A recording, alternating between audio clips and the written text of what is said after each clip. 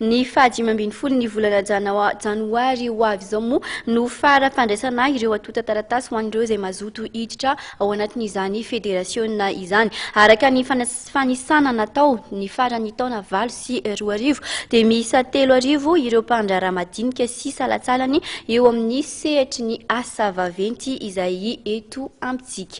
Ao anatin'izay tontolo ny asa sy fandrarana izay isan'ireo asa izay tsy fahita firy nefa ny misy eto Madagasikara ny fitrandrahana vato eny amin'ireny kariram-bato ireny. Mahavelona tsara ny asa tahaka itony raha ny nambarany ireo mpanao azy. Rotsirakoty nidrainy eo amin'ny sariny Mamy Rasoanaivo.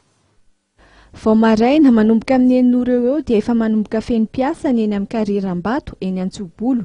Manodidina ny 300 ireo olona izay mivelona amin'ny asa fitrandrahana vato eny an-toerana. Saika ny lalana rehetra eto an-drenivohitra hoy ireo mpiasa eny an-toerana dia vato avy etỳ amin'ny kariera avokoa no nanaovana azy. Miandahy miambavy ny fanaovana ny asa fikapohana ny vato ary misy hatramin'ireo ankizy ihany koa aza ny manao izany. Miankina indrindra amin'ny filan'ny olona ny andefasan'ireo mpiasa ny vato azony.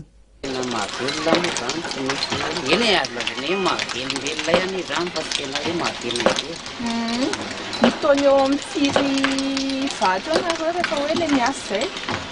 Arakaraka ilay vatom-potoan'ilay olona ndraika. Olona zany ka hoe tianao trano na lalana na ohatr'izay dia efa afaka amaky. Tsy ireo olona avy eny Antsobolo ihany anefa ny tonga mikapoka vato eny amin'ny kariera fa misy ireo olona no avy eny Ambohimangakely ny tonga miasa eny an-toerana. Misy fikambanana ihany koa izay hifondronan'ireo mpiasa amin'ny kariera. Manodidina ny 2 hetsy hatramin'ny 2 alina sy 2 hetsy ariary isam-bolana ny vola miditra amin'ireo olona manao ity asa ity. Somary mazana ny asa hoy ireo manao izany saingy io ny fidiram-bola azo atao mba tsy hanaovana asa ratsy.